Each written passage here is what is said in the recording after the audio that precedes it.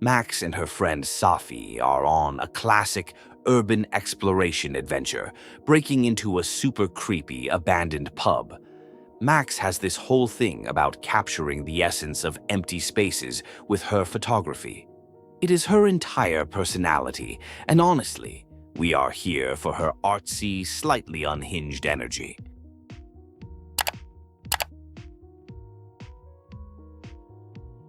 The duo is exploring this dusty, forgotten space, and the banter is top tier. Max is in her element, geeking out over the decay and looking for the perfect shot. Safi is the chaotic, good sidekick, hyping her up, but also making fun of her intense focus. Their friendship is the core of this whole thing. Max is on the hunt for her photographic focus, which she describes as the loneliest thing in the building. It is a very on-brand mission for our girl. Safi, ever the supportive friend, is tasked with just looking pretty, a job she was born for. The whole scene is building their dynamic beautifully. They are just messing around in the abandoned pub, finding weird stuff and taking it all in. The place is a time capsule of kitsch and dust, and every corner has a new, weird discovery. It feels like a calm before the storm, just two friends making memories in a forgotten place. The big moment arrives when they uncover a massive, shattered chandelier. Max immediately knows this is it, the centerpiece for her photo series. She calls it the loneliest thing in the room because it was made to be beautiful, but is now just ignored. It is a metaphor, you know? Things get a little dicey when a platform collapses under Max. Safi immediately jumps into action, showing just how much they look out for each other. It is a reminder that even though this is a fun adventure, the setting is genuinely dangerous. Safi stays behind to figure out how to get Max down safely. Max gets the perfect shot of the chandelier, and the victory is sweet. But then, as they are looking at the photo, the platform above Safi gives way, and she tragically falls to her death. The sudden shift from triumph to horror is absolutely brutal and sets the tone for the game. Suddenly, we are in a bar with Max and Safi, who is very much alive. Max is having a full-on moment, flashing back to memories of her old friend Chloe Price. The game is making it clear that Max is carrying some serious trauma from her past in Arcadia Bay. It is a lot. Max is getting grilled by Safi about her love life, specifically about a blue-haired girl in her wallet, Chloe. Max finally opens up, revealing that they were high school sweethearts and that Chloe died her senior year. It is a rare moment of vulnerability that explains so much about her character. Safi, being the ultimate wingman, pivots to Max's crush on Amanda, the bartender. The new mission is to rizz up Amanda. Safi gives her the game plan. Go learn what she likes by checking out her decor recommendations around the bar. It is time for Max to try and act like a normal person. Max is on her intelligence gathering mission, trying to find conversation starters to use on Amanda. It is a little awkward, but also super relatable. She is just a girl standing in front of a bar, trying to figure out how to talk to the hot bartender. The whole sequence is very charming. Max chats with some other students, gathering intel and getting a feel for the campus social scene. She learns about a secret society called Abraxas that sounds like a whole lot of drama. She also collects some truly terrible pickup lines for a competition Amanda has going on the chalkboard. Hi there. If you want to enjoy more gaming lore without grinding for 60 hours, hit that subscribe button. I do the grinding so you don't have to. Your support really helps the channel. Max makes her move on Amanda, but her timing is a bit off as the bar gets busy. She proves she is a real one by helping Amanda clean up a broken glass, which finally gives them a moment to talk. It is a sweet, small moment that shows Max is more than just an awkward artist. The conversation is finally happening. Max uses her intel about the band Misery Cult to break the ice. They chat about the local music scene and Amanda's huge family. The chemistry is definitely there, and Max is slowly but surely coming out of her shell. We love to see the character development. Max finally asks Amanda out on a proper date, and she says yes. It is a super cute and slightly awkward exchange that feels very real. Max's friends are, of course, watching from the sidelines and cheering her on. It is a big win for our girl after everything she has been through. The iconic trio, Max, Safi, and their friend Moses, are all hanging out. They decide to go watch a meteor shower, which sounds like peak small-town academic vibes. Safi buys a bottle of champagne with her mom's credit card because of course she does. The energy is high and everyone is in a good mood. The gang is up on the roof, getting ready for the meteor shower. The banter is flowing and they are all just vibing. Moses is geeking out about the science of it all, while Safi is just here for a good time. It is a wholesome moment of friendship that you just know is about to be ruined. Safi reveals she has some big, mysterious good news, but will not share the details yet. To uncover the secret, Max and Moses devise a plan involving a silly bottle cap game. It is a fun, light-hearted scheme that shows how close the three of them are. The anticipation is killing us.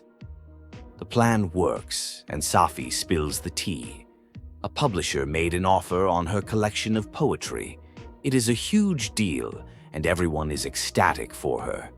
They keep it on the down low since nothing is signed yet, but the celebration is real. This is a massive moment for her. The meteor shower begins, and it is a genuinely awesome moment. But as Safi is walking home alone afterward, she gets shot in an alley. Max hears the gunshot and finds her friend bleeding out. The whiplash from the happy celebration to this tragedy is devastating. The game really does not pull its punches. Max is spiraling, caught in a flood of traumatic memories about Chloe's death and the destruction of Arcadia Bay. Her past is literally haunting her, and it is clear that the events of the first game have left deep, unhealed wounds. The weight of her choices is a heavy burden she still carries. Max is reliving her past, surrounded by photos and memories of her time on the road after leaving Arcadia Bay. Each picture tells a story of her trying to run from her grief.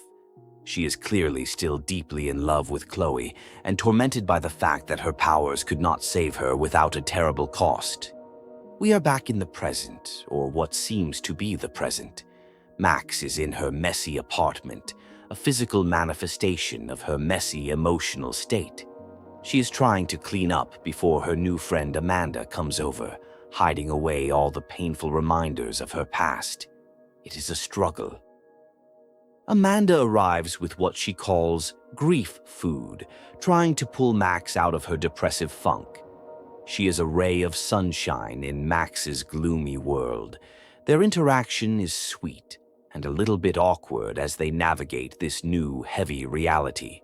The dynamic is shifting, and it is interesting to watch. Max and Amanda decide to put any romantic feelings on hold, acknowledging that Max has way too much on her plate right now. It is a mature and understanding moment. They decide to just be friends, and Amanda even agrees to pose for a photo to help Max feel a bit more normal. The tender moment is interrupted by a call from Safi's mom, Yasmine, who is also the president of the university. She wants to meet with Max, pulling her out of her apartment and back into the center of the unfolding drama. There is no time to rest when there is a mystery to solve. On her way to meet Yasmine, Max runs into her classmate Reggie, who is also reeling from Safi's death. It is a small but significant scene that shows how Safi's murder has impacted the entire campus community. The grief is a heavy cloud hanging over everyone at Caledon. Max gets roped into solving a puzzle box for the secret society, Abraxas. She uses her keen eye for detail and a lighter to solve the first part, proving she is as smart as she is artsy. It is a brief detour from the main plot, but it adds another layer to the world of the university. Max arrives at the administration building and meets Vinh, Yasmine's assistant, and the head of Abraxas. He is a smarmy but weirdly charming character who seems to be in the middle of everything. He gives off major gatekeeper vibes, but Max is not easily intimidated. While waiting for Yasmine, Max helps another student, Gwen, break into a locked display case to retrieve a book. Max is basically the campus go-to for breaking and entering now. This interaction shows her becoming more integrated into the campus community, even as she deals with her own chaos. Max finally sits down with Yasmine, who reveals the police are being incredibly unhelpful and are still considering suicide as the cause of death. She asks Max if there was any reason Safi might have taken her own life, and Max firmly denies it. Yasmine trusts her, but the situation is tense. Max meets up with Moses, who is clearly not okay, but their conversation is interrupted by Vinh, who Max now owes a favor to. The campus is a web of intersecting relationships and secrets, and Max is right in the center of it, trying to piece everything together. Max overhears a suspicious phone call and gets caught snooping by a student journalist named Loretta, who is a total snitch. Loretta tries to get Max in trouble, but it backfires. The campus is full of drama, and everyone seems to have an angle.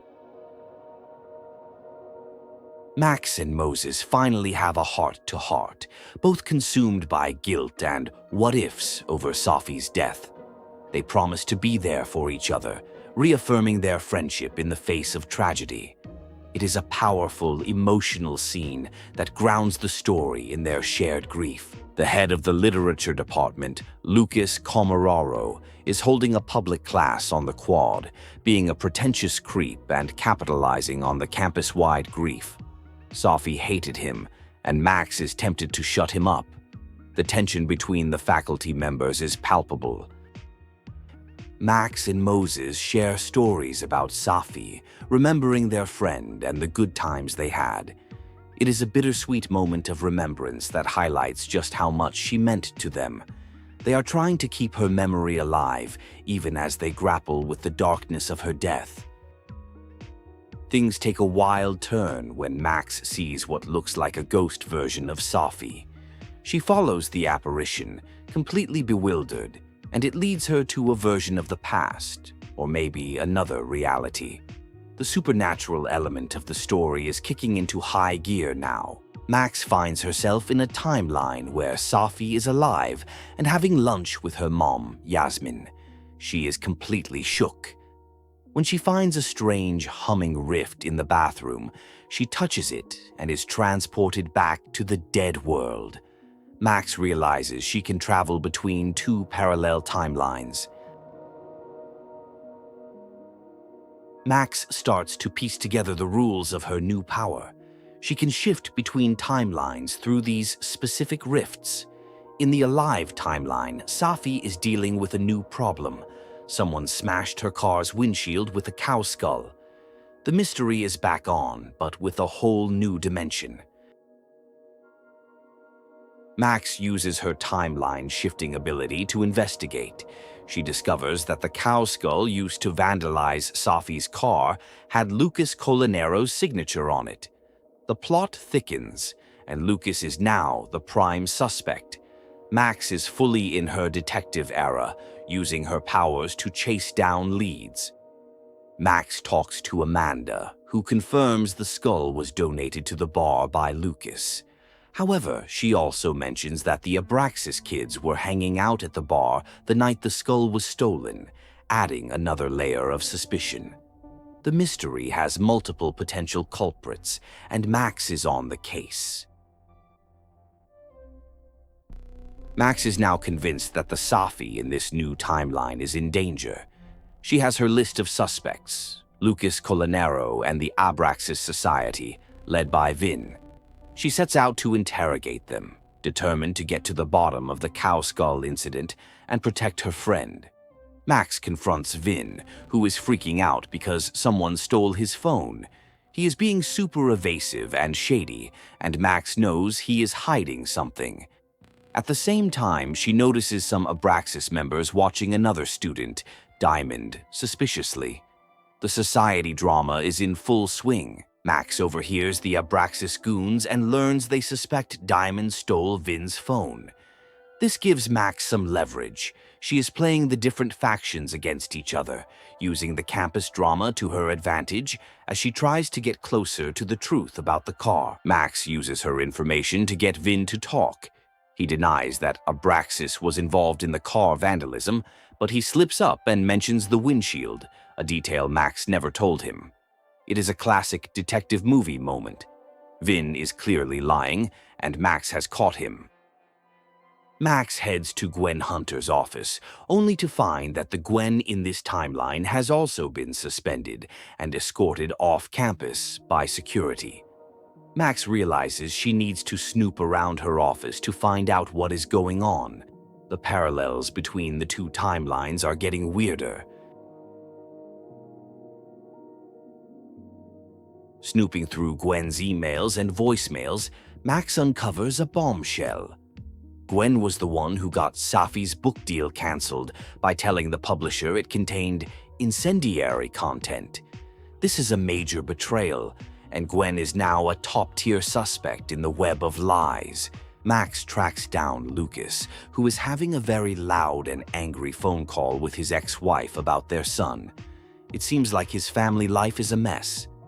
Max realizes that the key to understanding his motive might be in his briefcase, which he keeps close by. To get Lucas away from his briefcase, Max channels her inner Chloe Price and defaces a standee of him. It is a bold, chaotic move that works perfectly. Lucas is so offended that he leaves his stuff unattended, giving Max the perfect opportunity to snoop. Max gets into Lucas's briefcase and finds an alibi. He was with his agent the night of the vandalism, meaning he could not have been the one to smash Safi's car. Just as she is processing this, she finds something even more shocking. An email showing Lucas is trying to file a restraining order against Safi. Lucas catches Max and explains the restraining order. He claims that someone impersonating Safi said horrible things to his son, turning the child against him. He is convinced Safi is behind it, even though his son said it was Max. It is a confusing, twisted story that complicates everything. Max goes back to confront Vinh, determined to figure out how to get into his locked phone. She knows it holds clues, but he is playing dumb. This is where her ability to shift timelines becomes a major advantage. She can gather information from the other world to use in this one.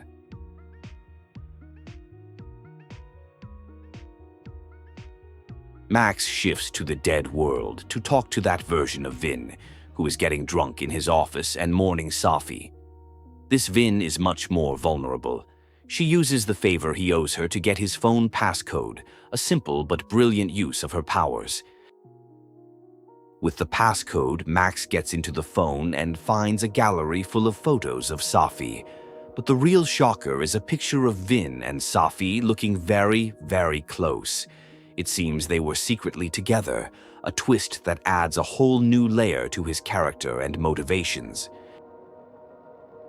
The campus is in chaos as a student. Reggie has a panic attack, claiming he saw another version of himself. This confirms to Max that the timeline weirdness is starting to affect other people. The boundaries between worlds are breaking down, and things are getting dangerous. Max finds Gwen, who has been fired and is having a breakdown. Gwen explains she was framed by security footage of someone who looks just like her dealing drugs. This is another case of a doppelganger causing chaos, and Max knows it is connected to her powers. Gwen, feeling powerless, has a cathartic moment and sets her termination letter on fire. She also finally tells Max why she killed Safi's book deal, but it is still shrouded in mystery. The conversation is cut short, leaving Max with more questions than answers. Max runs into Loretta, who reveals a chilling connection. One of Safi's old undergraduate friends, a promising writer named Maya Okada, also died by suicide a few years back. Loretta suspects a pattern, and this new lead feels incredibly important. The mystery goes deeper than Max thought. Moses confesses to Max that he took Safi's camera from the crime scene. He did not want the last photo she ever took, a selfie of the three of them, to be police evidence. It was an emotional decision, but now the police are closing in, and they suspect him. A new detective, Vince Alderman, arrives, and he is immediately suspicious of Moses. Max knows she has to get the camera out of Moses's office before the police find it and incriminate her friend. The stakes are getting higher, and she has to act fast. Max uses her powers to cleverly get into Moses's locked office. She shifts to the Alive timeline, where the office is open, and gets clues from that Moses about where he hides things. She is becoming a master at using her abilities for complex problem solving. Max figures out that Moses hid the camera in a spot corresponding to a star named Safi in the Orion constellation, which he had projected on the wall for a mural. It is a nerdy, clever hiding spot that only someone who knows him well could figure out. Just as Max is about to grab the camera, Detective Alderman and the maintenance tech arrive. To create a diversion, Max shifts to the other timeline and causes a loud crash, pulling them away. It is a risky move, but it works, giving her the opening she needs. Max grabs the camera, but in the process, she accidentally shifts a massive, fully assembled telescope from one timeline to the other. This is a new, terrifying development in her powers. She is not just shifting herself anymore, she is shifting objects, and it is clear she does not have full control. Detective Alderman confronts Max, accusing her of being connected to all the weirdness and death that seems to follow her.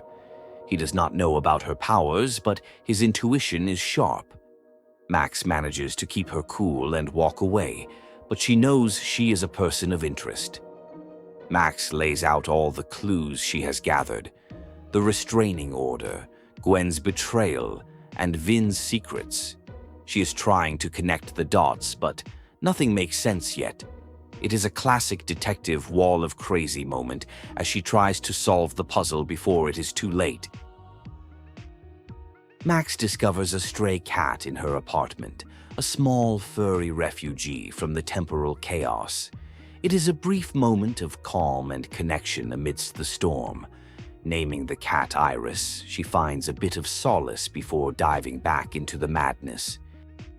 Max and Moses finally look at the photos on Safi's camera. After the selfie of the three of them, there is one last picture. It is a shocking photo of what looks like Max holding a gun over Safi's body. Moses is horrified and accuses her of being the killer. The next morning, Max is trying to make sense of the photo. She knows it was not her, but the evidence is damning. She suspects it must be a future version of herself who somehow traveled back in time. Just as she is spiraling, Detective Alderman shows up at her door. Alderman interrogates Max, connecting her to the weird events in Arcadia Bay and now Caledon. He is convinced she is the common denominator in all the tragedies. He then sees the incriminating photo on her desk, and for him it is case closed. Max is the prime suspect. With no other choice, Max decides to try and use her old power.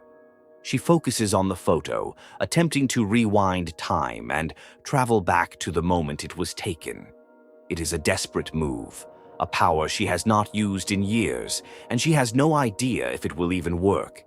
She successfully travels back to the night of Safi's death. It is a fractured, surreal version of the past. Safi is there, and she speaks cryptically about being cursed, mentioning Maya's name. It is clear that whatever is happening, Max is now at the heart of it. Max finally finds Moses, hoping he will believe her story now. He is still shaken but agrees to meet her at the Overlook, the place where Safi died. It is a massive risk, but Max knows she has to prove to him that something supernatural is going on. At the Overlook, Max proves her powers to Moses by disappearing into the other timeline and then reappearing. He is completely freaked out, but finally believes her. It is a huge turning point. Now that he is on her side, they can try to figure this out together. Moses gives Max the bottle cap from their game to give to the other Safi, a small token connecting the two worlds. Max then explains the full extent of her past with time travel and the impossible choice she had to make in Arcadia Bay. She fears she is doomed to repeat it. Suddenly, multiple versions of Detective Alderman appear, their timelines converging and glitching. It is a terrifying sight. One of the aldermans grabs Moses, and as Max tries to intervene, a temporal rift opens up and consumes the detective. Time is literally falling apart. Moses is safe, but the experience has shaken him to his core. His hair has even started to turn white from the stress. They realize that to stop the timelines from collapsing, they need to figure out the truth behind Maya Okada's death. Their next step is to talk to Gwen Hunter. Max finds Gwen and confronts her about canceling Safi's book. Gwen confesses that the book, which was all about Maya's death, contained incendiary content that would have hurt a lot of people, including Safi. She did it to protect her, but the betrayal still stings. Gwen refuses to let Max read Safi's manuscript, believing it is too dangerous. But Max is not one to be deterred. She shifts to the dead world, where the other Gwen is not around, and easily finds a copy of the manuscript. It is a bit of a gray area, morally, but she needs answers. Max tracks down Yasmine to ask her about Maya Okada. Yasmine lies, claiming Safi did not even know Maya. It is a blatant attempt to cover something up, and Max knows it. She decides to play along for now, hoping to coax more information out of her. Yasmine asks Max to keep an eye on Safi, claiming she is worried about her. It is a manipulative move, trying to use Max as a pawn. But Max now knows that Yasmine is deeply involved in the cover-up surrounding Maya's death, and is more suspicious of her than ever. Max goes to see Vinh, ready to confront him about Maya. He is defensive and dismissive, but Max is persistent. It is clear that Maya's name is a sore spot for him, and he knows more than he is letting on. The conversation is tense and unproductive, so Max has to switch tactics. Max uses Diamond as a proxy to get Vinh to talk. She gives Diamond some juicy info about Vinh's past statement on Maya's death, knowing it will lead to a confrontation. Then she shifts to the other timeline to eavesdrop on their conversation. It is a brilliant, multifaceted plan. The plan works. Vinh confesses to Diamond that Yasmine bribed him with a job to publicly state that Maya was troubled, effectively covering up the real story of her death. It was a betrayal of his friend, and he has lived with the guilt ever since. Armed with this new information, Max confronts her Vinh. He finally cracks and tells her to talk to Lucas Colanero, claiming Lucas has Maya's blood on his hands. He also admits to staging the cow skull incident to frame Lucas, trying to protect Gwen. The web of deceit is more tangled than she ever imagined. Max breaks into Lucas's office, searching for the final piece of the puzzle. After some clever searching, she finds it.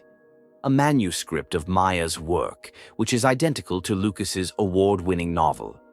The truth is out. He plagiarized his student's work, which led to her death. Max tries to tell Safi the truth, but Safi is furious with her for snooping around and talking to everyone behind her back. She feels betrayed and refuses to listen, telling Max to leave her alone. It is a heartbreaking moment, as Max is only trying to help.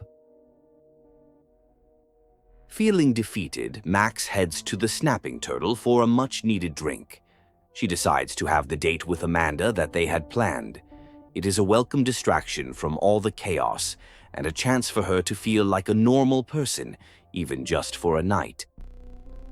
Since they cannot go to a real show, Amanda and Max pretend. They imagine a whole night out at a house show for the band Revenge Horse. It is a creative, funny, and incredibly charming scene that builds their chemistry and shows a lighter side to the story. After their imaginary date, the mood shifts, and they almost kiss. But Amanda, being emotionally intelligent, decides they should wait. She knows they both need to be in a better headspace. It is a moment of mutual respect and understanding that strengthens their bond. Max shifts timelines and hangs out with Vinh at the Turtle.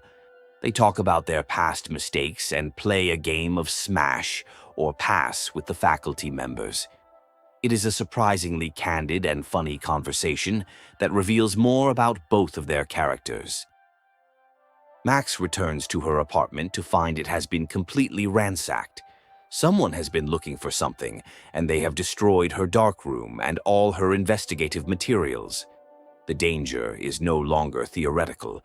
It is right at her doorstep. Max realizes the intruder is still in the house. She confronts them in the darkroom, and it is revealed to be Safi. But it is not just Safi. She is a shapeshifter, a power she has been hiding this whole time. This is the biggest twist yet, and it changes everything. The two Maxes, or rather Max and Safi disguised as Max, have a chaotic chase through the woods. The timelines are glitching and overlapping. It culminates in a confrontation where the real Safi reveals herself, admitting she has been using her powers to manipulate events and get revenge for Maya. Back at Max's apartment, Safi explains everything. She developed her shape-shifting powers out of a desperate wish to be someone else. She has been impersonating people all over campus to get her revenge, causing all the doppelganger chaos Max has been investigating. It was her all along. Safi asks Max about her own powers, and Max explains her history with time travel and the impossible choice that led to Chloe's death. It is a moment of shared vulnerability between two people with extraordinary and extraordinarily burdensome abilities. They are the only ones who can understand each other. Safi reveals the full story of what happened to Maya. Lucas stole her work, and everyone, including Safi's own mother and her friend Vinh, helped cover it up. Her book was her attempt to expose them, and when that failed, she took matters into her own hands with her powers. Safi is convinced that the photo of Max killing her is part of a future that needs to happen. But Max sees the danger in her friend's thirst for revenge. Safi believes their powers make them gods, able to reshape the world as they see fit. Max, however, knows the cost. They decide to team up to expose Lucas once and for all at the annual Krampus party, where he is the guest of honor. They plan to hijack the roast and show everyone the proof of his plagiarism. It is a risky plan, but it is their last shot at getting justice for Maya. At the Krampus party, they set their plan in motion. They need to get control of the projector, convince the MC, Vinh, to go along with it, and get Gwen on their side. It is a multi-step heist that requires all their skills and a little bit of timeline manipulation. Max cleverly sabotages the projector, using instructions from Moses in the other timeline. This forces Reggie to step aside and lets their Moses take over, giving them control of the slideshow. It is a brilliant piece of cross-dimensional teamwork.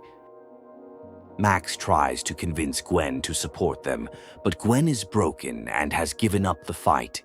She is leaving Caledon and wants nothing more to do with its drama.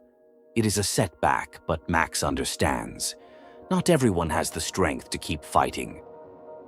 Lucas gets cold feet and is about to leave, but Max and Safi manage to convince him to stay. Safi finds a gun in his bag, which he keeps for protection. The tension is rising, and it feels like the night could end in violence. The roast begins, and they successfully hijack the slideshow, playing the evidence of Lucas's plagiarism for the entire school to see. The crowd turns on him immediately. It is a moment of pure triumph, as Maya's words are finally heard. Lucas tries to defend himself, but Safi takes the stage and delivers a powerful, heartfelt speech about her friend Maya and the injustice she suffered. She tells her truth, and everyone believes her. Justice, it seems, has finally been served. But the victory is short-lived. Lucas, in a private conversation, reveals a final, devastating secret to Safi. The shock of it causes her powers to spiral out of control, creating a psychic storm that engulfs the campus. Everyone is trapped in a nightmare of their own memories and fears. At the Overlook, Yasmine confronts a raging Safi. The secret is revealed. Yasmine was the one who ultimately orchestrated the cover-up and canceled the book, all to protect Safi from the pain of the past. Betrayed by her own mother, Safi's powers explode, and she shoots her. Max rewinds back to the original night of Safi's death, a storm now raging in this timeline as well.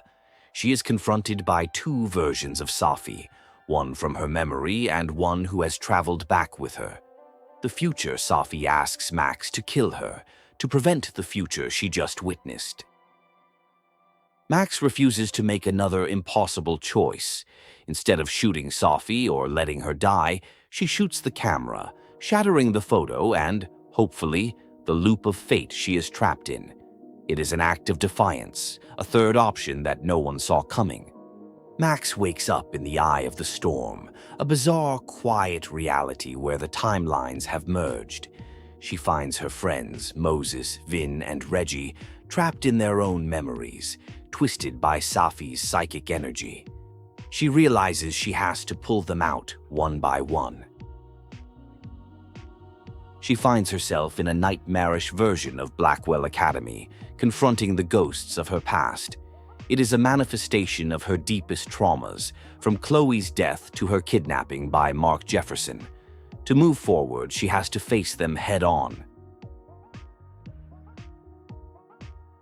Max uses her photography skills to save her friends. By taking double exposure photos, she can separate Safi's psychic influence from their minds, freeing them from their memory prisons.